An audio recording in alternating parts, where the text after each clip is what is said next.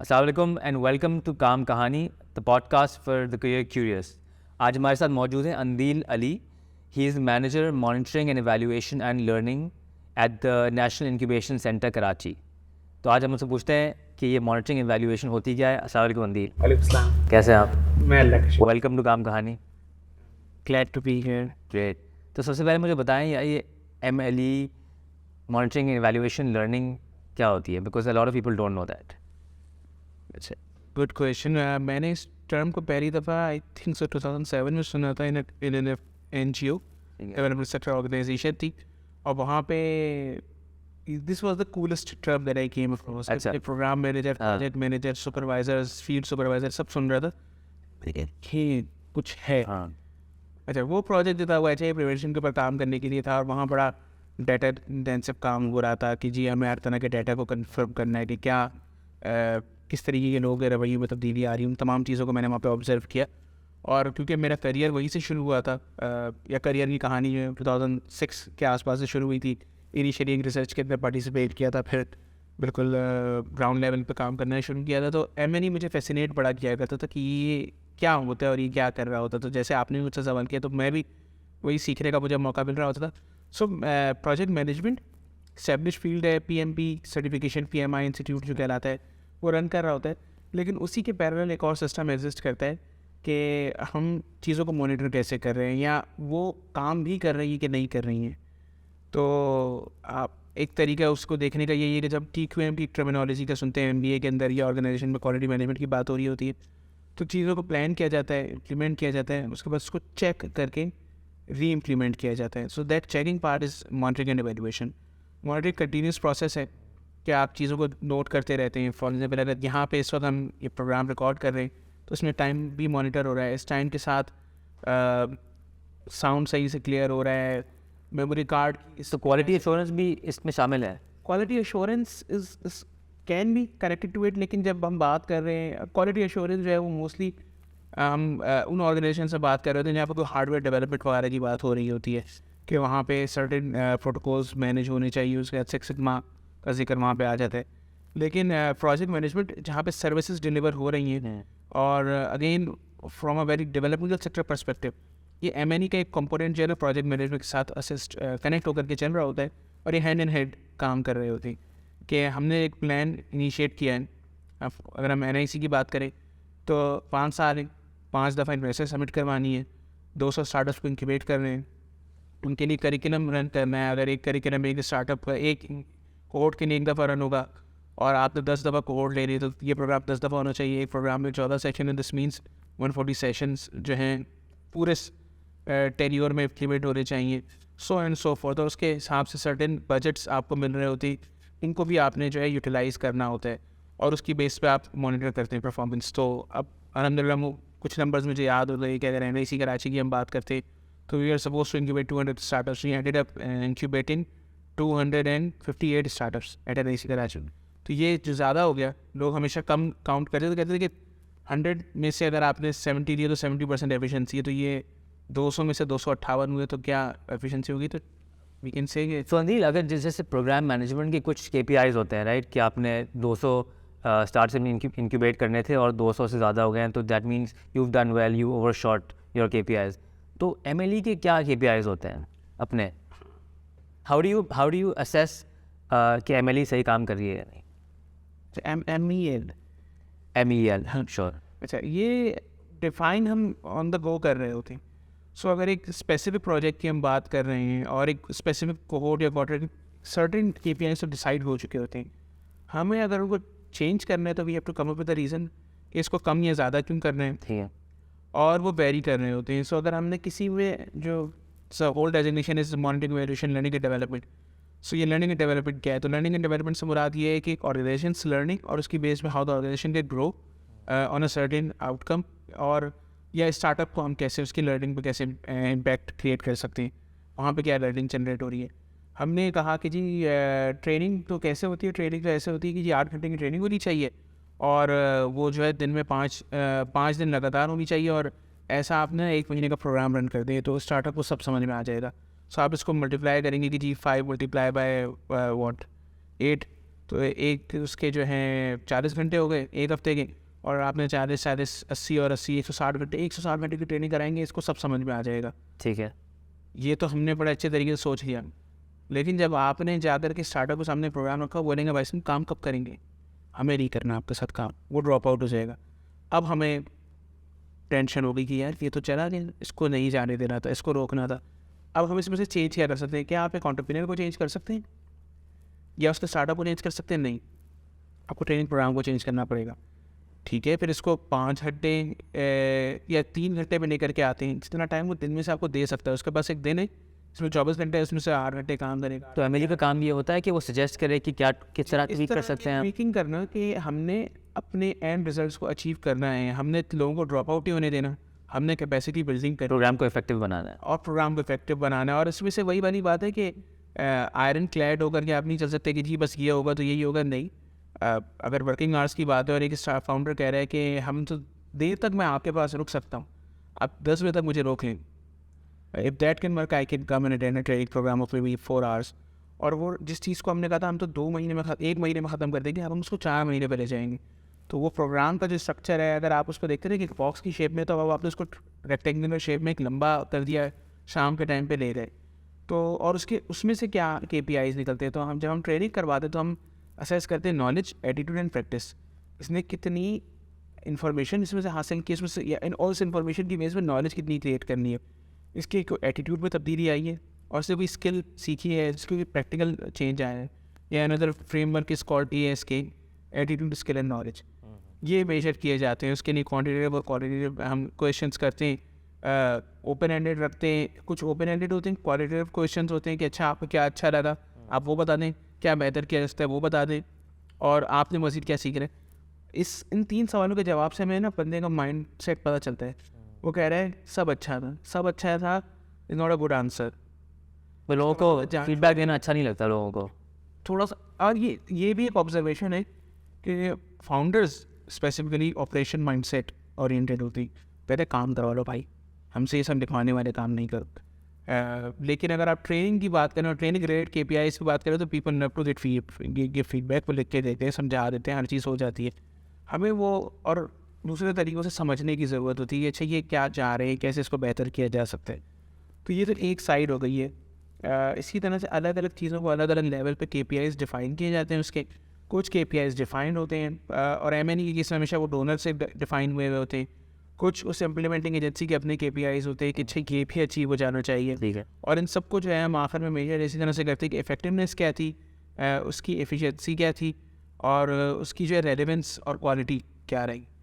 सो मुझे अगर कोई कह दे कि जी आपने 100 ट्रेनिंग्स करवानी है क्या, लेकिन बात ये कि वो इफ़ेक्टिव कैसे कहलाएंगे, तो वो मेजर करने का तरीका होना चाहिए, उनकी रेलेवेंस भी होनी चाहिए। मैं आपको ट्रेनिंग कर दूँगी यार खाना पकाना सीखने आते मुझसे, लेकिन आपको ट्रेनिंग चाहिए किसी और चीज़ के ऊपर, आप कह रहे हैं नहीं मुझे तो बिजनेस डेवलपमेंट पे चाहिए, मुझे इनोवेशन पे, डिस्ट्रप्शन पे ट्रेनिंग चाहिए। Relevance matters. और उसकी ओवरऑल एफिशिएंसी ये भी हो सकती है कि मैंने कहा जी मैं तो 1 घंटे में ट्रेनिंग करके ख़त्म कर दी बात, तो 1 घंटे में तो लोग एक दूसरे का नाम नहीं जानते। सो MEL की जो one of the duties of MEL is two point out कि यार ये ट्रेनिंग रेलिवेंट ही नहीं थी, है ना, इज़ टू गेट फीडबैक। मिसाल के तौर पर ये होती है कि हमारे पास जो भी प्रोग्राम होता है उसको हम ऑब्जर्व करते हैं, उसकी बेस पे चीज़ों को इम्प्लीमेंट करते हैं। और इंक्यूबेशन सेंटर में इट्स स्लाइटली चैलेंजिंग क्योंकि ये प्रोजेक्ट मैनेजमेंट है। M&E is part of project management. अब यहाँ पे जो लोग आ रहे हैं ज़रूरी नहीं कि सबको प्रोजेक्ट मैनेजमेंट पता हो या समझ में आती हो, वो कहते हैं नहीं हमें बिज़नेस करने की समझ में आती है। दूसरा एक पूरा माइंडसेट एग्जिस्ट करता है और आई एग्री विद इट, इसको इफेक्चुअल थ्योरी ऑफ एंटरप्रेन्योरशिप कहते हैं कि आप चीज़ों को सब कुछ प्लान करके ना चलें, बल्कि जैसे जैसे चीज़ें आपके सामने आती जाएँ आप चीज़ों को जो है रिवाइज़ करते पिवटिंग कर रहे होती हैं। जो M&E और उसके साथ जो प्रोजेक्ट मैनेजमेंट है दे से कि देयर आर सर्टेन KPIs, इनको अचीव करना है, यहाँ तक पहुँचना कैसे।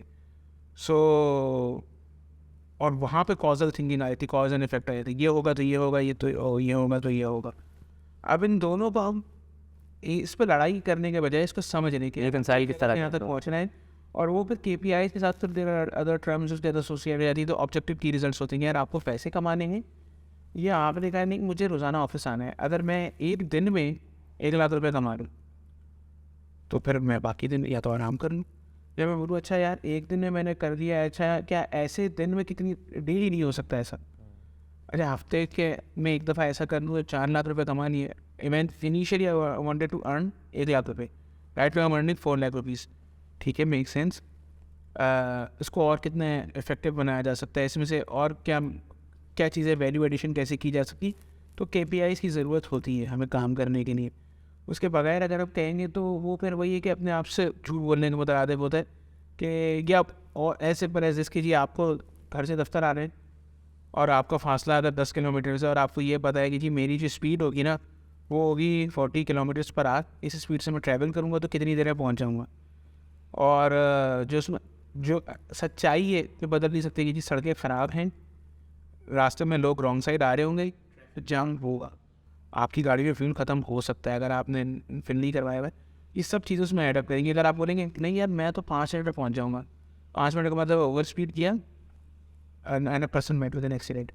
तो ये वाला पार्ट जो है ये हम हर वक्त ज़िंदगी में कर रहे होते हैं कि यहाँ से यहाँ पहुँचना है, वक्त कितना लगेगा, वसाइल कितने लगेंगे, और बेस्ट के सिनारियो में हेलीकॉप्टर चले जाएँ, आपको सड़क की ज़रूरत ही नहीं, कहाँ से आएगा हेलीकॉप्टर। तो मॉनिटरिंग एंड इवैल्यूएशन का काम प्रोजेक्ट शुरू होने से पहले भी होता है और फिर बाद में भी, और ड्यूरिंग भी होता है और बाद में भी होता है, राइट? सो ये हाँ इसी तरह से हो रहा होता है कि आप कोई कुछ मेजर चीज़ें बता दी जाती हैं कि ये आपने करना है। फॉर एग्जांपल एक सवाल है जो पूरा इकोसिस्टम बैठ करके उसको रोज़ाना के बुनियाद पर सोचता है और उसको डिफ़ाइन करते रहते हैं कि हाउ एन इंक्यूबेटर वर्क्स या how an incubator delivers value. हम इसको ऐसे मॉनिटर करते हैं कि अभी रिसेंटली हमने आप सबसे एक क्वेश्चन फिल करवाया, वो इंक्यूबेशन बेंचमार्क असेसमेंट टूल कह रहा था, वर्ल्ड बैंक ने बनाया था, उनका इन्फोडेव डिपार्टमेंट है, बट उसके पैरेलल हमारा अपना भी बनाया हुआ टूल है। इग्नाइट एक दफ़ा स्टार्टअप्स के लिए कुछ क्वेश्चन भेजे थे, हमने वही क्वेश्चन जो है यूज़ कर रहे होते कि if they are agreeing with या जो डाटा इग्नाइट को चाहिए हमने, तो हम भी स्टार्टअप से वही डाटा पूछेंगे, और उसके अंदर कुछ सवाल हमें अच्छे भी लग रहे होते, परेशान भी, मतलब हम उसमें सफाई तक का पूछते हैं कि जी is NIC clean for you, is it safe for you, internet का ही पूछते हैं, क्वालिटी ऑफ मेंटर्स ही पूछते हैं, और उसके अलावा रेलेवेंस ही पूछ रहे होते हैं कि बहुत अच्छे लोग आए थे, लेकिन वो बहुत अच्छे लोग अगर आपके काम के नहीं थे तो आप बोलेंगे जी बहुत अच्छे लोग थे, बिल्कुल इस सवाल में मैं 5 नंबर दूंगा, लेकिन मेरे काम के नहीं थे मैं तो 1 दूंगा।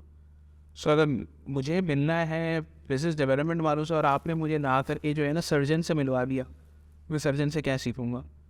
तो मेरा स्टार्टअप सर्जरी करने पे नहीं है, मेरे स्टार्टअप किसी और चीज़ के ऊपर है।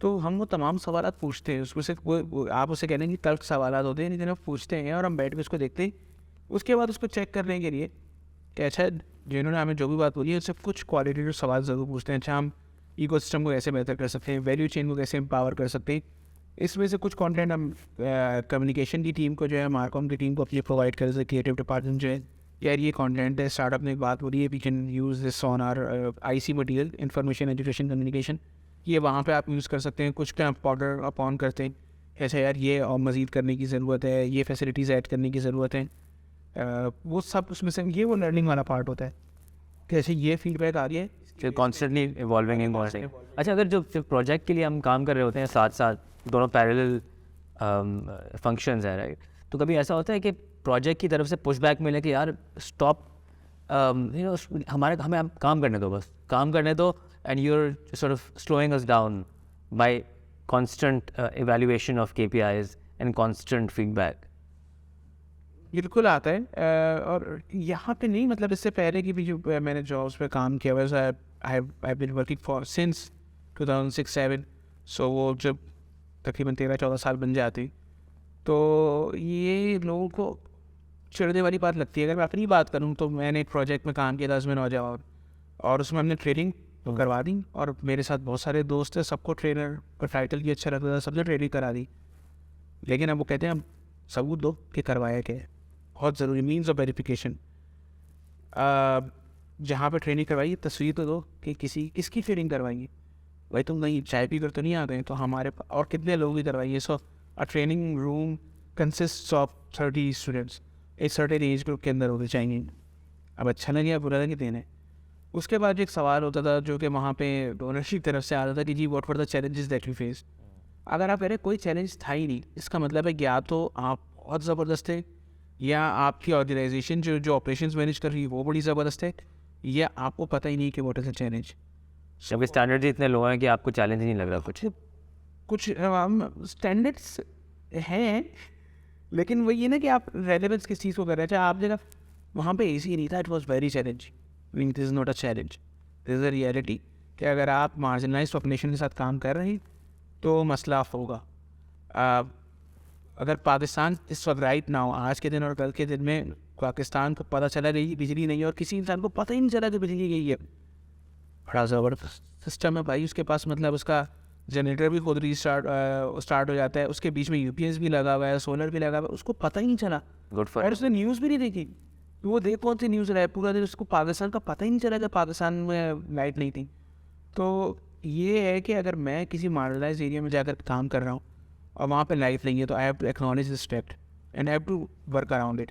नहीं है भाई, बिजली नहीं है तो नहीं, तो ये चैलेंज नहीं है। हाँ, ज़्यादा बड़ा चैलेंज ये है कि मेरे पास जो स्टूडेंट्स आए थे वो ड्रॉप आउट हो गए। क्यों ड्रॉप आउट हो गए? या वो इसलिए ड्रॉप आउट हो गए कि मेरा कॉन्ट्रैक्ट को बोरिंग लग रहा था, तो I have to fix my training, जिसको मैं ठीक कर सकता हूँ। लेकिन अगर वो इसलिए ड्रॉप आउट हो गए कि उनके वालिदैन ने उनसे कहा कि जाओ बेटा जाकर के एज अ हॉकर काम करो, so they are ending up as मारा एंड लीवा, most at risk adolescents and specially vulnerable adolescents on the street. कोई जो है फूल बेच रहा है, कुछ बेच रहे हैं। This is a real challenge कि मैं जिन बच्चों की ज़िंदगी बेहतर बनाने के लिए, उनको लाइफ स्किल सिखाने के लिए जा रहा हूँ, वो बच्चे सड़क पे जाकर के चीज़ें बेच रहे हैं। अब मैं क्या करूँ? तो इस चैलेंज में मुझे वालिदैन के साथ जाकर के बात करनी पड़ सकती है। कितना कन्विंस कर सकता हूँ कि बात मान जाए? इतना ज़्यादा कन्विंस करने बैठूँगा तो वो भगा देंगे, डांट देंगे। तो ये रियल चैलेंज है। इस तरह के चैलेंजेस मैंने एक ज़माने में फेस किए थे एक प्रोजेक्ट में। और मज़ीद ये फिर दूसरा सवाल ये था कि how you fixed we are taking care of those challenges. अगर वो यही है कि जी मैंने जाकर के लोगों से बात की, कम्युनिटी के लीडर से बात की, जो गेट कीपर्स हैं उनको समझाया कि ये चीज़ें जो हम आपके साथ डिस्कस कर रहे हैं, and I firmly believe in those ideals के। हमने जाकर के बताया कि देखिए जी ये मल्टीप्लिकेशन और एडिशन और बेसिक उर्दू अंग्रेज़ी ना सबको बोलनी आ जाती है। हम इस वक्त एक्सेंट की बात नहीं कर रहे हैं कि जी एक्सेंट के साथ अंग्रेज़ी बोली या नहीं बोली। अंग्रेज़ को आपके एक्सेंट से मसला नहीं, पाकिस्तानियों को दूसरे के एक्सेंट से मसला होता है कि ब्रिटिश अमेरिकन है या कैनेडियन है या यूएस अमेरिकन है, या सॉरी यूएस अमेरिकन नहीं, ब्रिटिश इंग्लिश है या कैनेडियन इंग्लिश है। तो उससे जो ज़्यादा इम्पोर्टेंट चीज़ जो कोई भी स्कूल दे रहा होता है ना, वो को करिकुलम होता है उसका, कि इनमें कॉन्फिडेंस कितना है, इनमें लीडरशिप स्किल्स हैं या नहीं, can they cope with stress. The reason young people end up using alcohol या कोई और नार्कोटिक्स की तरफ वो चले जाते हैं, तो गेटवे ड्रग्स मिलती हैं, पीयर प्रेशर होता है। इन सबको कैसे मिटिगेट करना है? ये करने के लिए महंगे स्कूल आपसे महंगी फीस लेते हैं और ये काम आपके लिए कर रहे होते हैं किसी न किसी हद तक। एक प्राइवेट स्कूल या गवर्नमेंट स्कूल आपको नहीं करके देगा। सो हमने अगर कोई प्रोजेक्ट किया है तो हम आपको ये बता रहे हैं कि हम चाहते हैं आपके बच्चे को सेम लेवल प्लेइंग फील्ड पे लेकर के आएँ। हाँ, इसके पैसे महदूद हैं, हाँ ये पायलट प्रोजेक्ट है, ये रियासत के करने का काम था, ये डेवलपमेंटल सेक्टर को नहीं करना चाहिए, लेकिन हो रहा है ना, इसको आप यूज़ करें और लोगों की ज़िंदगियों में बेहतरी आई है। वो एक स्मॉलर लेवल स्केल पे, एक स्मॉलर स्केल पे अगर 2000 लोगों के साथ काम किया, उन 2000 लोगों ने 2000 घरानों तक वो बेहतरी पहुंची, और वो सब, और this is how we calculated कि 2000 लोगों तक आपने पैगाम पहुंचा दिया, उन्होंने आगे कम से कम 5 तक तो पहुंचाया होगा, आपने उसको मल्टीप्लाई कर दिया, 2 × 5 = 10। अच्छा, तो इसका मतलब 10,000 लोगों तक हमारी बात पहुँची है, वो सेकेंडरी बेनिफिशरीज तक बात पहुँच गई। तो ये इसी तरह से जो इम्पैक्ट जो है ना एवेल्यूएशन हो रही होती है, और अगर ये काम अच्छे तरीके से हो रहा है तो मेरी राय ये है हुकूमत उसको पॉलिसी लेवल पे अडॉप्ट कर ले, अपने प्रोग्राम का हिस्सा बना दे कि जी आप स्कूल में जो आप उर्दू, अंग्रेज़ी और रियाजी और सब पढ़ा रहे हैं, उसके साथ आप उनको ज़िंदगी गुजारने की जुमला महारतें भी सिखा दें। मॉड्यूल्स बने हुए किसी न कभी ना कभी बनाए थे, और ये तमाम चैलेंजेस जो है ना ये एड अप होते जाते हैं। आपने सवाल पूछा था कि चैलेंजेस, उनका सोल्यूशन क्या था? अनदर ग्रेट क्वेश्चन जो मैंने देखा है मंथली रिपोर्ट्स में आया करता था, और मेरे प्रोग्राम मैनेजर जो थे सैयद ताहिर हुसैन, वो सब पूछते थे यार इस पर बताओ भाई, कोई नई चीज़ सीखी है तो बताओ। तो हम सब बैठ करके या तो कोई मैनुअल पढ़ लिया करते हैं। And the project that I am talking about वो काउंटरिंग वायलेंट एक्सट्रीमिज्म पे था, तो उसके बाद प्रिवेंटिंग वायलेंट एक्सट्रीमिज्म हमें पढ़ने का मौका मिला। कम्युनिटी रेजिलियंस के मॉड्यूल हमने पढ़ना शुरू किया। अच्छा, इस पर UN ने क्या बात की है, USAID ने, यूरोपियन यूनियन ने क्या बात की है, और चीज़ें समझ में आना शुरू हो जाती है कि जी माशरे में क्या मसाइल है, कि क्या है, हम उसमें क्या एज अ कैटलिस्ट क्या रोल प्ले कर सकते हैं उन मसाइल को ठीक करने में। तो वो जो लर्निंग वाला पार्ट होता है कि चीज़ों को आपने मॉनिटर किया, एवेल्युएट किया, उसके अंदर से आपने कुछ मकसद निकाला, और यही वो सवालात होते हैं जी, change in knowledge in attitude in practice, a problem you face, a solution you came up for that problem. और ये सब एथिकल और लीगल होना चाहिए, Of course. नहीं होना चाहिए Absolutely. ये हो रहा तो ये कर दिया। तो वो अच्छा अनिल, अभी आपने बात की अबाउट द डेवलपमेंट सेक्टर, ठीक है, सो NGOs में you work in lot of them और दूसरे दीगर डोनर्स के साथ भी, तो जो मॉनिटरिंग, एवेल्युएशन और लर्निंग होती है तो वो कमर्शियल इदारों में, प्राइवेट सेक्टर में नहीं होती क्या? क्योंकि वो भी सर्विसेज प्रोवाइड कर रहे होते हैं, उनको भी अकाउंटेबिलिटी और लर्निंग चाहिए होती है। तो ये जो MEL का जो फंक्शन है वो प्राइवेट सेक्टर में क्यों नहीं नज़र आता? मैं LMKT के लिए काम करता हूँ। मैं LMKT के अंदर, बल्कि मैं अकेला नहीं कर रहा, LMKT इस वक्त 3 NICs रन कर रहे हैं, तो सबके पास एक MNE का एक्सपर्ट मौजूद है। मैं शौकी शावर में, हैदराबाद में आई थिंक सो शानाना होती। तो एक कॉर्पोरेट एंटिटी के पास 3 MNE के लोग हैं। अब जो आप बात करें तो ज़रूरी नहीं है कि इसी नाम से हो, कई दफ़ा ये काम HR कर रहा होता है। HR के लेवल पे ज़रूर इन चीज़ों को देख रहा होता है। हो सकता है कि ये काम वहाँ पे ये TQM का अगर डिपार्टमेंट एग्जिस्ट करता है तो वो कर रहा हो कि अच्छा यार हमारे यहाँ क्या प्रॉब्लम्स हैं, उनको कैसे सॉल्व किया जा सकता है। So may be in some other form, क्योंकि प्राइवेट सेक्टर सबसे ज़्यादा कंसर्न होता है with increasing the effectiveness and efficiency, कि यार हमने इतनी बिजली लगाई है, कि इतना जो है ना पैसा लगाया है ह्यूमन रिसोर्स की शक्ल में, इतना जो है ना हमने, और उसको पता है इतना कैपेक्स लग गया है, इतना ऑपेक्स लग रहा है, मुझे इसमें से ज़्यादा पैसे चाहिए, मुझे वैल्यू क्रिएशन करनी है, तो सबसे ज़्यादा वही करता है। उसने वो टर्मिनोलॉजी यूज़ की नहीं की, और ये वो कंपार्टमेंटलाइजेशन है जो कि शायद ग्लोबली एग्जिस्ट करती है। मतलब जिसको हम कहते हैं ना काइजन, वही काइजन में जो चीज़ें कहीं ना कहीं वही जो थी वो PDCA साइकिल उसको कहा जाता है, कंटिन्यूस इम्प्रूवमेंट। Continuous improvement.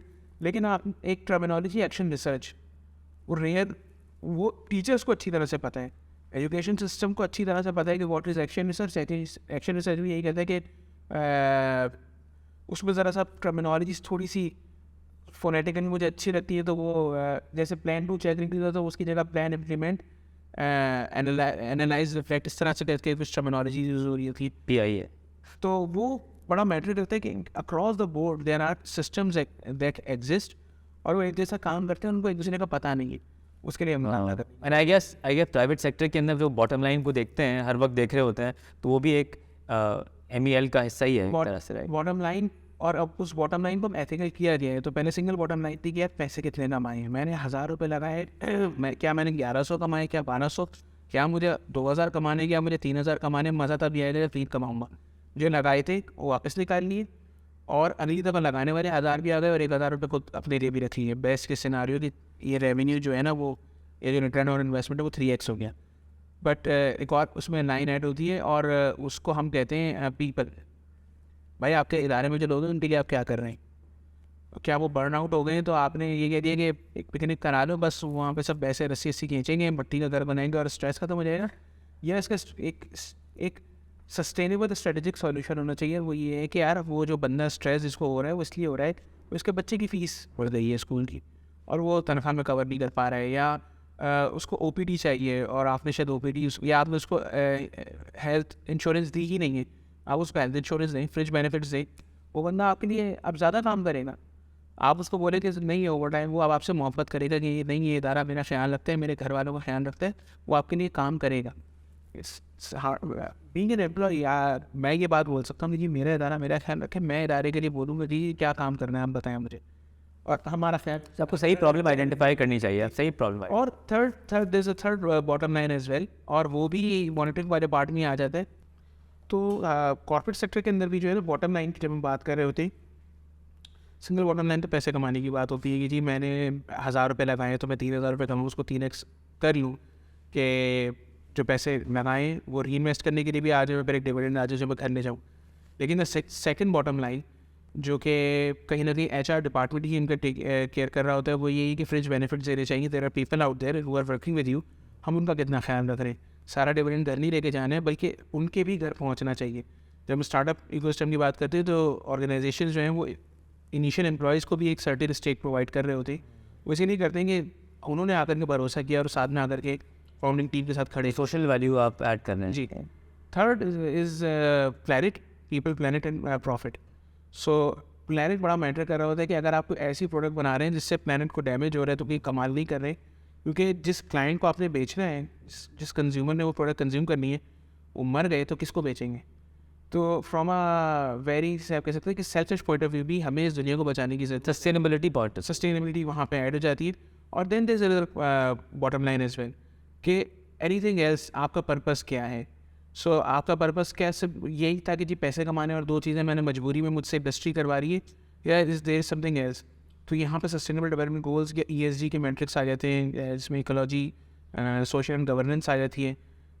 या आपने यूएन ग्लोबल कॉम्पैक्ट को आप फॉलो कर रहे हैं कि जी मैं अपनी ऑर्गेनाइजेशन के अंदर ह्यूमन राइट अब्यूज़ नहीं होने देनी किसी भी किस्म की, HR के साथ भी या किसी क्लाइंट के साथ भी। ये तमाम चीज़ों का ख्याल रखना पड़ता है। या फॉर मी आई प्रेफर कि अगर आपने फोर्थ बॉटम लाइन की बात करनी है तो दिस कुड बी पीस, कि मैं माशरे में अमन कायम करने की बात करूँ। और अमन को जब मैं कायम करने की बात करूँगा तो, और ख़ास तौर पे ये बात यहाँ करने की वजह ये भी है कि हमेशा हम जब भी स्टार्टअप की बात करें तो we always invest a certain amount into certain things.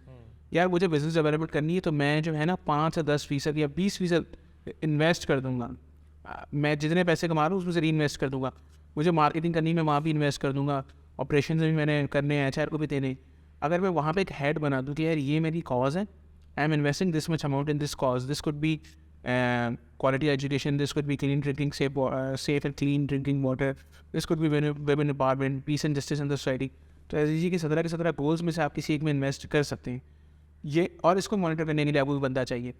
हाँ, ऑर्गेनाइजेशन को कोई ख्याल है ये बंदा पैसे थोड़ी कमा के दे रहा है, लेकिन वो बंदा आपकी जो हेल्प कर रहा है, जो वहाँ पे MNE काइंड ऑफ गाय जो बैठा हुआ है, वो आपको एक सर्टेन PR जनरेट करवा देगा। आप उसके काम की बेस पे PR जनरेट कर सकते, और वो आप ही की कंपनी के पैसे को माशरे में सही जगह री इन्वेस्ट करवा के, हम कहते हैं सिर्फ स्टॉक्स में इन्वेस्ट कर रहे हैं या किसी और जगह इन्वेस्ट कर दिया, नहीं, reinvest into the society. और फिर वो वहाँ पे KPIs से आपको बैठ करके जो है check. So don't touch the M&E guy. नहीं, everyone should become an M&E guy ना, खाली एक बंदा M&E थोड़ी करो, सबको पता होना चाहिए ना कि क्या हो True that. अच्छा, क्या छेड़ेंगे तो क्या बेहतर। देखो, I have a question, very curious. ये MEL जो है, इट्स इतने ज़्यादा इस बारे में बात नहीं की जाती, it's not a conventional career नहीं है ना, तो आप अपने पेरेंट्स को कैसे समझाते हैं मैं क्या करता हूँ? भाई मैं किसी को नहीं समझा पाता मैं क्या करता हूँ, किसी को नहीं समझा पाता मैं। मुझे एक दफ़ा बड़ा मुश्किल हो गई, तो मैंने कहा जी मैं पढ़ाता हूँ, कारोबार करने वाले अफराद को पढ़ाता हूँ, और उनकी ना मैं परफॉर्मेंस मेजर करता हूँ। हालांकि मैं प्रेफर करता हूँ कि मैं परफॉर्मेंस की जगह उसको उर्दू में कोई कारकर्दगी को वो मापता हूँ। लड़का क्या करता है? लड़का MEL करता है क्या? What is that? सो हाँ, इट्स प्रॉब्लमेटिक कि लोगों को कहीं से to some extent audit, accounting समझ में आ सकती है। अच्छा जी, रसीदें जमा करता है और वो पता है कि ये पैसे खर्च हुए इसकी रसीदें। हम भी रसीदें जमा करते हैं, लेकिन हमारी रसीद क्या है कि यार एक बंदा आपके ऑफिस में आया, उसने खाना खाया, ठीक है जी, बिल्कुल रसीद है। वो कहते क्यों खाया? आपसे बोले यार सर वो रेलेवेंट था, वो जो है ना इकोसिस्टम से उसका ताल्लुक है और उसने यहाँ पर टाइम स्पेंड किया था। क्या सबूत है आपके पास? अब आपके पास एक कंटेंट होना चाहिए जो मींस ऑफ वेरिफिकेशन। इन्वेस्टिगेशन भी है इसके अंदर शामिल है ना, मतलब तो नेक्स्ट एक एलिमेंट है इन्वेस्टिगेशन का, एक एलिमेंट। लेकिन वो बात वही है ना कि भाई आपको मैं इदारे के फंड में से डिनर करा दूँ, बोला भाई क्यों कराया है, कौन है आपके अकरवा परवरी भी है, मतलब मैं आपने कहा नहीं, there is a reason behind it, there is a budget for it, there is an outcome of it. इस मीटिंग की ये मिनट्स हैं, अगर आज हो मकासद, अगर आज हमने ये मीटिंग इसलिए की थी, इसके बाद हमने एक MOU साइन किया, सर ये MOU की कॉपी है, ये सेशन हुआ था, इसकी ये पिक्चर्स है, और ये सोशल मीडिया पे पोस्ट गई थी। सो हमने किसी से छुपाया नहीं, ये तो खबर हमने सबको बताई है, हमने खुद से अनाउंस की है। कहता अच्छा फिर ठीक है, इसका मतलब है आपने कोई गड़बड़ नहीं की। तो ये M&E जो है प्रोजेक्ट मैनेजमेंट वाले के भी साथ में काम कर रहा होता है, साथ में जो एडमिट फाइनेंस ऑपरेशंस वाले होते हैं उनके साथ भी काम कर रहा होता है। सब पे नज़र रखी होती है। नज़र नॉट आइडियल वे टू से दिस, लेकिन ख्याल ये रख रहे होते हैं कि यार हम जो काम कर रहे हैं, बट काम पर नज़र रखी होती है, मतलब लिटरली बहुत थकाने वाली बात। मतलब मुझे मैं नहीं बोलूँगा भाई, नज़र रखना बड़ी जिम्मेदारी की बात है। अपने काम पे सब खुद नज़र रखें, अपने KPIs खुद मॉनिटर करें, दूसरे बंदे के साथ जाकर discuss. But in a positive way आपने नज़र रखी हुई है, यू मॉनिटरिंग के हो क्या रहा है, क्यों हो रहा है, क्या सही बल्कि मुझे याद आ गया, मैं 2 हफ्ते पहले मैं टीम से बात कर रहा था, वो it's a famous quote from Dark Knight ना कि you are the die hero और live long enough to see yourself become the villain. तो उस पर मैंने कहा कि यू आइदर, मैं स्कूल में था तो मॉनिटर बड़ा तंग करते थे ना, शिकायतें कर दिया करते थे। मैंने कहा यार, मैं जिस एक इंसान से क्लास में सबसे ज़्यादा परेशान था स्कूल में, वो मॉनिटर था। I am the monitor, professional monitor हुआ है। मैं मॉनिटर कर रहा हूँ, मैं तो ये क्या हुआ? तो you are the dire student और live long enough to see your become the monitor. ये आपके साथ हो और रहा आप जाके शिकायत कर देते हैं, यार ये देखेंगे ये काम सही नहीं कर रहा है, ये किससे काम सही करना है। तो ये हुआ है पहले भी कुछ ऑर्गेनाइजेशन में, यार ये बंदा जो है ना, ये हमारे लिए मुश्किलात खड़ी करता है। So that's an analytical mindset, वो जिससे आप कहते हैं ना कि एक बंदा जो हर चीज़ में से कारोबार वाली बात कर रहे हैं, तो इसका मतलब है कि एंटरप्रेन्योरियल इंटरप्राइजिंग माइंडसेट है। कुछ लोग उसको पसंद करते हैं, कुछ लोगों को लगता है यार ये हर चीज़ में से क्या कारोबार व्यापार भी तो वही सोच रहा हूँ कि किस तरह के लोग MEL करियर को चूज़ कर सकते हैं और उसमें थ्राइव करेंगे। So I have a BS in psychology, और वो करियर शुरू में मूड ये था कि, और वो आज भी एक मसला एग्जिस्ट करता है कि पाकिस्तान जो है इसमें मेंटल हेल्थ केयर प्रोवाइडर्स की बहुत किल्लत है, और आपस में भी कुछ लड़ाई चलती है, और कुछ जो है लोगों के लेवल पे है कि जी मैंने डॉक्टर को दिखाना है, नहीं डॉक्टर का मतलब मैंने साइकेट्रिस्ट को दिखाना है, साइकोलॉजिस्ट को नहीं दिखाना, काउंसलर से तो मैंने बात ही नहीं करनी, थेरेपिस्ट का कोई तो मूड देते। तो लोगों को काउंसल वाला काउंसलर और काउंसलर जो काउंसलेट वाला, तीनों का फ़र्क समझ में नहीं आता है, मिस स्पेल नहीं कर जाते, तो लोगों को लगता है कि आप तो फॉरेन सर्विस में काम कर रहे हैं। और थेरेपिस्ट का तो कोई वो ही नहीं है। So I done counselling back in 2008 and 9 DC के लिए, और उस वक्त मैंने कहा था कि चाहिए यार ये करियर मैं चूज़ करता हूँ, I should go for this one, psychology पढ़नी चाहिए। थोड़ा सा ये भी अंदाज़ा है कि मुल्क में स्टिग्मा है इसके साथ एसोसिएटेड, आप कुछ काम करेंगे तो लोगों के काम आ सकेंगे, ज़ाहिर सी बात है थोड़ा सा जॉब मार्केट भी बेहतर होगी।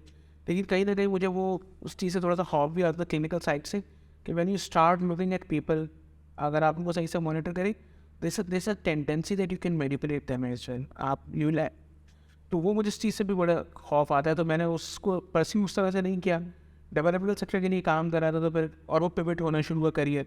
तो drug hardcore drug abuse prevention से काम शुरू किया था, HIV प्रिवेंशन पे काम किया, मार्जिनाइज्ड पॉपुलेशन से थोड़ा सा डाइवर्ट हुआ, यूथ पॉपुलेशन के साथ काम किया। तो सर्विस एंड कंट्रीब्यूशन का हमेशा से एक जज्बा था एक तरह से, you wanted to do this, it appealed to you. नहीं, ये इसलिए भी था, देखिए टू वे थिंग ना, एक पुश और पुल है। हमारे यहाँ कहा जाता है कि या तो आप ना इंजीनियर बन जाए या डॉक्टर बन जाए, इसके अलावा आपको ऑप्शन मिलता है और ये बेटर है ना, चाहते हुए आप तो कह देंगे अच्छा BCom कर लो, which should lead to ACC और CA, Better. में तो मज़ा नहीं आएगा, बैंक में चले जाओ, अच्छा इनमें से कुछ नहीं होगा तो बादल ना फास्ता। अब एंटरप्रेन्योर को एक्सेप्ट करने थे, मैंने एक टेस्ट ले लिया था, I think so Holland code test, I stumbled upon it कि ये क्या बना है, विकीपीडिया वगैरह पे नज़र पड़ गई, तो उसमें कहा भाई अपने जांच लो आता क्या है, ऑक्यूपेशनल कोड। तो मैंने वो देखा, उसमें आया था कि जी आप PR में चल जाएंगे, टीचिंग में चल जाएंगे, साइकोलॉजी में चल जाएंगे, फिर कौन सी यूनिवर्सिटी अफोर्ड हो सकती है, तो I guess I might have been able to afford University of Karachi या उर्दू यूनिवर्सिटी,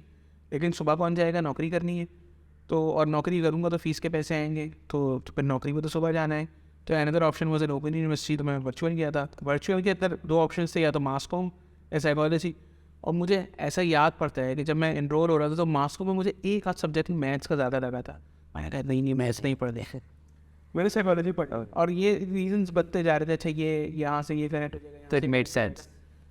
लेकिन करियर के पर्सपेक्टिव देखा जाए तो mostly M&E side, project management side या प्लानिंग एंड डेवलपमेंट साइड के ऊपर ही काम करता रहा कि जी स्ट्रेटजी डेवलपमेंट कैसे करनी है, इतने पैसे मिल रहे हैं तो उसमें से कितना काम नहीं करना चाहिए, ये सारी चीज़ें करते करते, और वो फिर यूथ एम्पावरमेंट की तरफ आ गया था, women rights education, MDGs SDGs, इन पर काम करते करते तो फ़ायदा नहीं हुआ है। इसे एक्रोनिम बहुत सारे हैं इसके अंदर ना, MEL SDG FPE पता नहीं क्या क्या, वो याद रखने के लिए बना लिए जाते हैं ना। ट्रम्प फॉर स्टार्टअप्स ही कहते हैं, क्या बोल रहा है, इनोवेशन ड्रिवन एंटरप्राइज, आई यार startup is an term, not an incubator, entrepreneur support organization. वाह, वाह। क्योंकि इंक्यूबेटर लोगों को आज भी समझ में नहीं आता, कुछ को लगता है मुर्गियाँ इंक्यूबेट करते हैं अंडे, कुछ को लगता है छोटे नौमौजूद बच्चे, तो हमारे नौमौजूद बच्चे जो है वो कई दफ़ा 40 साल के होते हैं जिसके स्टार्टअप्स होते। तो वो याद रखने में भी आसान रहते हैं, साउंड कूल। दे साउंड कूल डेफिनेटली। और ये वैनिटी doubt. केपीआईज होते हैं। हाँ, वैनिटी केपीआईज भी होते वैनिटी केपीआईज होते हैं कि स्टार्ट साउंडिंग कूल। हैं। हाँ, मेरे देखे कितने लाइक्स हैं, मेरे देखे कितने व्यूज़ हैं, भाई डिलीवर क्या किया है। वो तो नहीं, वो छोड़े, उससे आप तो ऐसी चीज़ें गिनने से कम हो जाती हैं। CSS कैश ट्रैप स्टार्टअप कुछ भी बना लें आप। सो अंदीन, अगर किसी को ये एपिसोड देख के शौक हो कि मुझे monitoring and evaluation career choose करना है, तो उसको क्या करना चाहिए? What's a good career pathway और ट्रेनिंग फॉर इट? देखिए, अगर मुझे मौका मिलता तो मैंने 2 टर्मिनोलॉजी सुनी है। I would have pursued those degrees, हालांकि मुझे सुनने में बहुत मुश्किल लगती है, लेकिन they somehow fit with it. एक है क्वांट और दूसरी जो है वो है एक्चुअरियल साइंटिस्ट की। ये डेटा साइंसेस के ज़्यादा करीब हो जाते हैं। अगर आपने ये पढ़ लिया तो आपको तो ये सब चीज़ें ना, वो मैट्रिक्स की तरह नंबर्स नज़र आना शुरू हो जाएंगे। डैशबोर्डिंग का शौक हो, सिर्फ आती नहीं हो, शौक हो आप, बट आप एक्चुअल प्रोग्राम से ज़्यादा दूर नहीं हो जाएंगे, आप खाली नंबर्स ड्रिवन हो जाएंगे। मतलब एक आपको प्रोग्राम भी तो समझ आना चाहिए ना।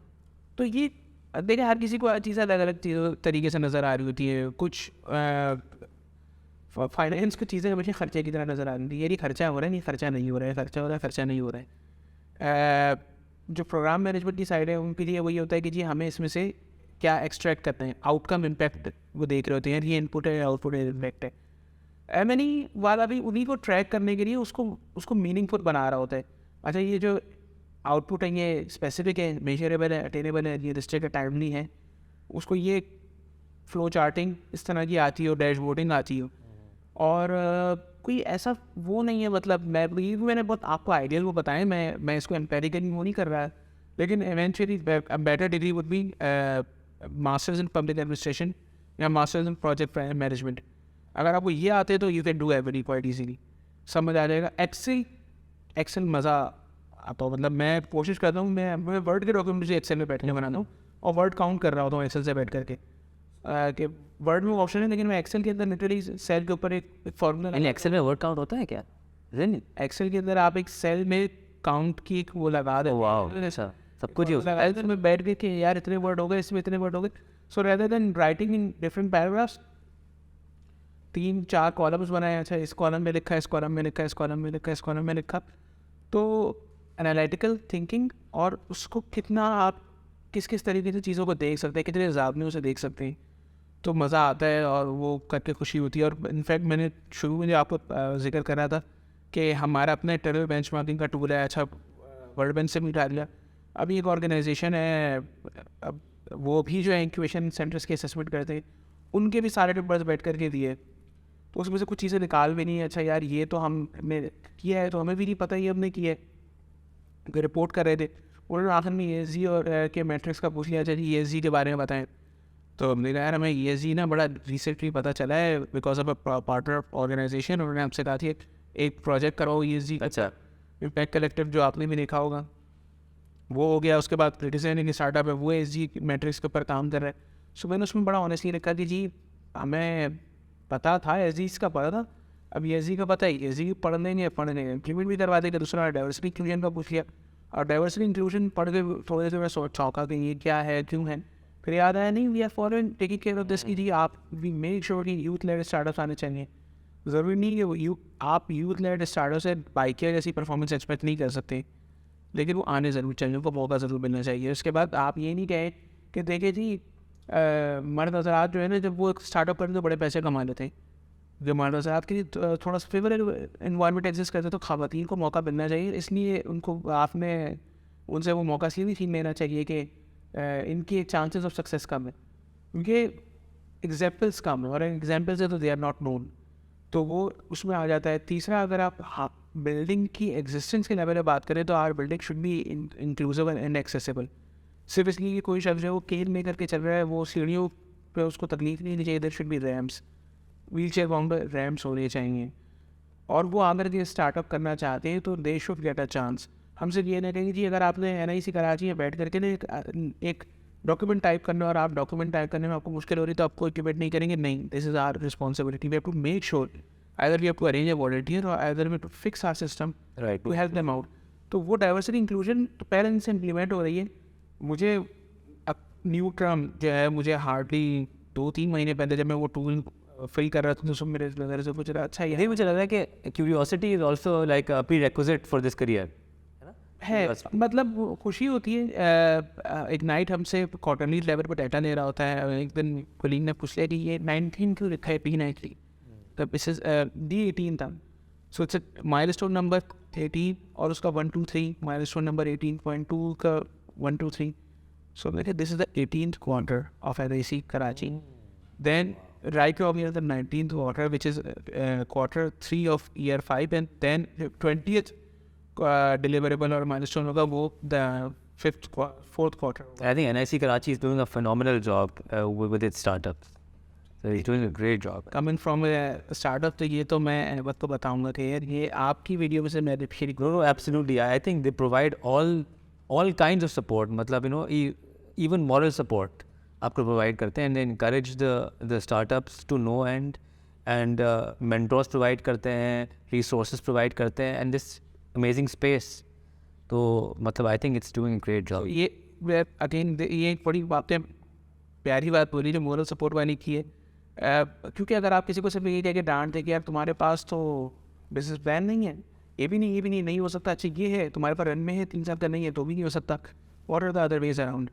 तो वहाँ पे जाकर के वो जो हम एक टर्म थोड़ी देर पहले मैंने इफेक्चुअल थिंकिंग की बात की थी कि effectual thinking is the other way around. कि सिर्फ इन चीज़ों की बेसिस पे कारोबार खड़ा नहीं होता. अगर ये वजह होती तो सबसे ज़्यादा इंटरप्राइजिंग लोग वही होते जिनके पास सबसे ज़्यादा पैसा है. या बैंक्स बहुत इंटरप्राइजिंग होते लेकिन उससे ज़्यादा इंटरप्राइजिंग इंडिविजुअल्स होती जो रिस्क ले लेते जिनको ये चीज़ें समझ में आ रही होती. एंड बिसाइड दैट जिस पे हम और हमारे साथ इको सिस्टम मिलकर के सोचते रहते हैं, are we incubating a startup, and by startup we mean a legal entity और a product which can be scalable, और सर्विसेज करनी है कि नहीं करनी है, और what about the founder himself. तो रेदर देन हम कहते हैं कि reducing it we need to expand our services. इससे हमें ज़्यादा मेहनत करनी पड़ती है कि फाउंडर पे कितनी मेहनत कर सकते हैं, फाउंडर के आइडिया पे कितनी मेहनत करनी है, उसकी कंपनी पे कितनी मेहनत करनी है, और ये तीनों अलग अलग ग्रो कर रहे होते हैं. अगर फाउंडर की सही ग्रोथ हो रही है तो this means this founder can establish multiple ventures. अगर कंपनी की सही ग्रोथ हो रही है this means this company can develop different products और सर्विसेज. और अगर प्रोडक्ट पे काम हो रहा है तो दिस प्रोडक्ट जो है इसकी टाइपोलॉजीज मुख्तलिफ हो सकती है. ये एक सुपर ऐप बन जाएगी अगर ये उस तरह की सेकेंड एक सॉफ्टवेयर है. ये सोचना पड़ता है. तो ये वही चीज़ें जो, और ये सब मैं ये नहीं कहूँगा ये मैं अकेले बैठ के कर रहा हूँ कि पूरा इकोसिस्टम बैठ करके काम इस पर कर रहा होता है. लेकिन कोई इसको बैठ करके क्वान्टिफाई करेगा, कोई लिखेगा, वो वाला काम कहीं ना कहीं फिर मुझ जैसे लोग बैठ कर रहे होते हैं. ज़रूरी नहीं कि उनके पास टाइटल MNE का होना चाहिए, वो किसी और टाइटल के साथ भी काम कर रहे होते हैं. लेकिन this is what we do, we monitor things, we evaluate them, we come up with certain learnings. उसकी बेस पे SOPs बना रहे होते हैं कि if we do this will happen, if we do this will happen, and we have these references. हमने ये क्यों ऐसा किया है, हमारे पास उसके पास रीज़न होना चाहिए. जैसे सॉफ्टवेयर जब डाउनलोड होता है तो उसके साथ एक वो आता है कि चेंज लॉग आती है. Right. तो हमारा उतना कूल नहीं लगता है, लेकिन चेंज लॉग जो है मैं भी लिख करके दे रहा होता हूँ कि ये काम ऐसे किया था तो ये हुआ, 6 महीने बाद ये काम हमने ज़रा मुख्तलिफ तरीके से की क्योंकि ये वाला मसला आ रहा था उन्होंने रिजॉल्व कर लिया है. सो ये सारी चीज़ें ट्रैक हो रही होती है और फिर रिपोर्ट हो रही होती है. So what, Neil, finally, what excites you about जब आप काम करने जाते हैं, सबसे ज़्यादा एक्साइटिंग क्या चीज़ लगती है आपको अपने काम?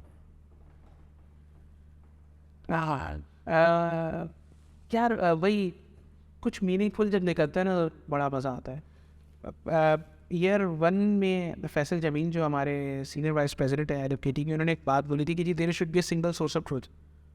अब हमने ना सिंगल सोर्स ऑफ ट्रूथ क्या होती है, साउंड स्कूल, लेकिन है क्या कि आपके पास भी डाटा है, मेरे पास भी डाटा है, 4 जगहों पे डाटा है. ये डाटा ना एक होना चाहिए, इसकी सोर्स एक होनी चाहिए और वो सही भी होनी चाहिए बिकॉज इट्स ट्रूथ. हमने फैक्ट नहीं कह रहे इसको, हम इसको ओपिनियन नहीं कह रहे, इसको ट्रूथ कह रहे हैं. ये पक्का सच होना चाहिए और ये सबके पास एक ही जगह से जाना चाहिए, अलग अलग से ना जाए, वेरिएशन हो.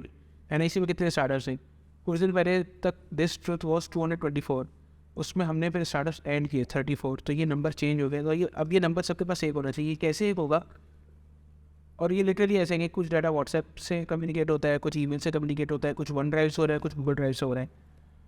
और हमारे पास मतलब फिर मैं I am obsessed with this idea कि इसको कहाँ लेके जाना चाहिए. तो our company has provided us access to OneDrive. उसके साथ जिसे कहते हैं कि वो पर्क से बेनिफिट आ रहे होते हैं कि जी अगर आपके पास एक ऑफिशियल अकाउंट है तो it's not a free name anymore. थोड़ा सा माइक्रोसॉफ्ट की सर्विसेज यूज़ करना थोड़ी सी मुश्किल है, लेकिन वी आर श्योर कि वो सिक्योरर भी है. वहाँ पर डाटा डाल करके वहाँ से एक्सपेंड करना शुरू किया कि यार इसको ये ऐसे काउंट किया, इसको ऐसे काउंट किया, इसको ऐसे काउंट किया, और सब यहाँ से आकर के एक्सेस किया गया. वो एक्सेस का भी लॉग मेंटेन हो रहा होता है. कोई चेंजेस कर रहा हो तो लॉग्स मेंटेन हो रही होती है.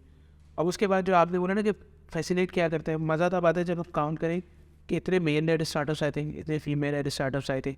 अच्छा, इसमें से नंबर ऑफ एंटरप्रेन्योर्स काउंट करें तो नंबर ऑफ एंटरप्रेन्योर्स 1 भी है, 2 भी है, 3 भी है, 4 भी है. अच्छा, एवरेज क्या आ रहा है? सो इसका मतलब है दीज मैनी फाउंडर्स पर स्टार्टअप है. इसमें से सक्सेस रेशो को हम देख लेते. So there is a slight chance, अभी प्रूवन नहीं है, लेकिन अगर कंपनी B2B में काम कर रही है तो उसके चांसेस ऑफ सक्सेस बढ़ जाते हैं. अगर फाउंडर मैच्योर है, by mature we do not say exactly कि वो बहुत ज़्यादा एज का है, लेकिन उसके पास 10-15 साल का वर्किंग एक्सपीरियंस है, उसके चांसेस ऑफ सर्वाइवल बढ़ जाते हैं. ये मज़ा आता है. ये जब हम इनसाइट्स निकाल रहे होते हैं ना कि अच्छा ये होना चाहिए, इतना एक्सपीरियंस होना चाहिए, अच्छा उसकी टीम में 3 से ज़्यादा लोगों का तो उसके सर्वाइवल के चांसेस बढ़ जाते हैं. ये हमें हम जाके ये नहीं कह रहे कि फोर्ब्स के आर्टिकल में ये लिखा हुआ है. हम बोल रहे हैं यार हमारा अपना डाटा ये कह रहा है, हमारे पास ये ग्राफ और ये बार्स बनना शुरू हो गई, ओरिजिनल इनसाइट्स. ये करके मज़ा आता है. ये करके बड़ा मज़ा आता है. मैं इस वजह से अगर देर तक बैठने तो इसी वजह से बैठने, और सुबह सुबह आना है तो इसीलिए आना है, ये करना है बैठ करके. तो मेरे लिए तो यही चीज़ है कि आप लोगों से मिलते, बात करते, उनके अचीवमेंट्स को भी ट्रैक कर रहे होते. यार कोई स्पाइक तो नहीं आ रही है, कोई सर्टेन साल का टाइम तो नहीं है कि ज़्यादा स्टार्टअप्स मीडिया में फीचर हो रहे हैं, या कोई इसमें डिप कब आ रहा है कि इनको अवार्ड्स मिलते हैं तो कब और क्यों मिल जाते हैं, क्या एफर्ट्स कर रहे होते हैं. इस तरह की चीज़ों को फिगर आउट करना. या रीसेंट चीज़ जिसको हम ट्रैक कर रहे हैं, स्टार्टअप्स B2B में कितने काम कर रहे हैं, B2C पे कितने काम कर रहे हैं, कौन किस स्टेज पे काम कर रहे हैं. तो yes, ignite that connects that data from us. लेकिन उसको फिर हमने अलग से भी ट्रैक किया कि अर्ली स्टेज के स्टार्टअप ज़्यादा ही आए थे. जैसे यूनिवर्सिटी में ये सवाल किया गया कि जी नौजवानों को शायद इतने मौके नहीं मिल रहे हैं. मेरा जी हमने दिए अर्ली एज स्टार्टअप्स को, आइडिया स्टेज स्टार्टअप्स को मौके दिए. उसके बाद हमने उनको प्रोवाइड किया जो MVP बना चुके थे. सबसे कम हमने मौका या स्पेस जो है वो एक एक्सेलरेशन स्टेज स्टार्टअप को दिया जो कि बिजनेस मॉडल फिर डेवलप कर चुका था, और उसका डाटा एग्जिस्ट करता है. तो ये इम्पैक्ट ड्रिवन कितने ये निकालते जा रहे हैं, और हम रोज़ाना कोई ना कोई इस तरह एक सवाल निकालते. अच्छा यार ये बताओ, अच्छा इसका एक कॉलम ऐड कर दिया, इस कॉलम के ऊपर फिल्टर लगा के उसमें डाटा डालना शुरू कर दिया. ये मुझे मज़ा आ रहा होता है करके ना कि हाँ इसकी बेस पे फिर हम और क्या चीज़ें बना सकते. ये इन्फॉर्मेशन अगर कोई हमसे रिक्वेस्ट करता है हमें बड़ी खुशी होती है इसलिए शेयर करके. तो फिजिक्स इंक्यूबेशन सेंटर ना करके पूछता है कि आप क्या और कैसे क्यों कर रहे हैं. इनफैक्ट थोड़ा सा कंट्रोलिंग था, उस पर ये फीडबैक आया, किसी ने कहा यार आपने तो हमारे हाथ बांध दिए कि if you want to NIC का जो हमने जजमेंट का जो स्कोर शीट बनाई है उसको स्टैंडर्डाइज करना शुरू किया था कोड 4 ऑनवर्ड्स के. नंबर्स ऐसे नहीं देते उनको कि आप अपनी मर्जी से नंबर दे दें. अगर आपको लग रहा है कि ये बड़ा ज़बरदस्त है तो फिर 4 से 5 दे सकते हैं.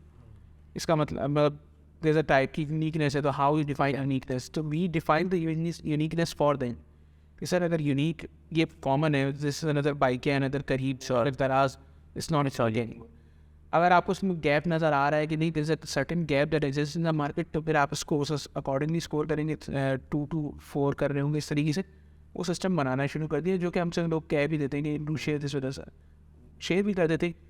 इस तरह से चीज़ों को प्लान करना. अब ये वही चीज़ है कि सिलिकॉन वैली 1945 में बनना शुरू हो गई थी. तो वहाँ पे बात करते हैं मिलिट्री इंडस्ट्रियल कॉम्प्लेक्स की, तो जस्ट मिलिट्री इंडस्ट्रियल कॉम्प्लेक्स नहीं था, वही मिलिट्री सिलिकॉन वैली कॉम्प्लेक्स भी था. मिलिट्री ने पैसे इन्वेस्ट किए, इंटरनेट डेवलप करवाया. सिलिकॉन वैली जिस सिलिकॉन की वजह से बनी कि आपकी डायोड ट्रांजिस्टर सारी चीज़ें बन रही है, उसको उस तरह से रिक्रिएट नहीं कर सकते हैं. वो तो हो चुका है, लेकिन उसमें से कुछ ना कुछ लर्न किया जा सकता है, उनको कैसे इम्प्लीमेंट करें, और वो सब डॉक्यूमेंट हुआ है. और उसके इस प्रोसेस का नाम शायद 90s में डिफाइन हुआ था, which is called triple helix model of development या और इनोवेशन. तो वो हम काम करें, और फाइनली मतलब जो एक चीज़ है वो जिसे कह सकते हैं कि थोड़ा सा वो लाइटर नोट भी लगता है कि मेरी जो है ना वो मुअर्रिफ होता है, आपका वो तारीख लिख रहा होता है. लिखेंगे तो पढ़ेंगे ना, कि हमने किया गया था और जो किया था उसी से बैठ के रिवाइज करेंगे, अगर लिखेंगे नहीं तो पता ही नहीं होगा, डॉक्यूमेंटेशन भी बहुत डॉक्यूमेंटेशन करेंगे। तो ये एक इदारे में कोई ना कोई बंदा, ज़रूरी नहीं है कि उसका नाम M&E मैनेजर हो, एक्सपर्ट हो, somebody is taking care of all those documentation। वो फाइनेंशियल साइड की भी हो सकती है और वो दूसरा माइलस्टोन्स की भी हो सकती है कि ये हुआ था, इस पे ये हमने जो है हमने अपने सर्टेन जो है ना वो ड्राइव किए, इससे चार्ट्स वगैरह बनाए, इसमें से ट्रेंड्स आइडेंटिफाई होते हैं और फिर उन्हीं के ऊपर हम काम करते हैं कि अच्छा इसको कैपिटलाइज कैसे कर सकते हैं, इसमें जो जहाँ चैलेंजेस आ रहे थे उसको रिड्यूस कैसे कर सकते हैं, तो ये हो रहा होता है। Anil, thank you so much for all these insights. यार मुझे I didn't know M&E was such a vast function, and it's a very important function also. मतलब सॉरी टू कट यू, लेकिन दिस वीडियो जो है ना हाँ। इसके भी हम बैठ के व्यूज़ करते हैं ना यार, व्यूज़ कितने आए हैं, अच्छा कब आए, मैं यही हमने कहने वाला पता था, चला in fact। कि इस पे कमेंट्स कैसे वाले आ रहे हैं, सारे पाकिस्तान से आ रहे हैं, पाकिस्तान से बाहर से भी आ रहे हैं, अंग्रेज़ी में आ रहे हैं या रोमन में आ रहे हैं, एंड और यही कैपिटलाइज करने शुरू करते हैं। अच्छा कितने के बाद हम कहाँ मौजूद होंगे, और मैं दुआ करता हूँ कि आपको वो प्ले का बटन बड़ा सा मिलना चाहिए। Inshallah. So thanks to Anil for talking about the monitoring and evaluation function, और उन्होंने बहुत ज़बरदस्त मज़े की बातें की, और आई एम श्योर देखने वालों को भी अंदाज़ा हो गया होगा कि M&E कितना इंपॉर्टेंट फंक्शन है, और आई एम श्योर इसमें और लोग भी आएंगे, दिलचस्पी लेंगे इंशाल्लाह। So thank you Anil, and thank you for watching Kaam Kahani. See you next time with a new episode and a new Kaam Kahani. Thank you.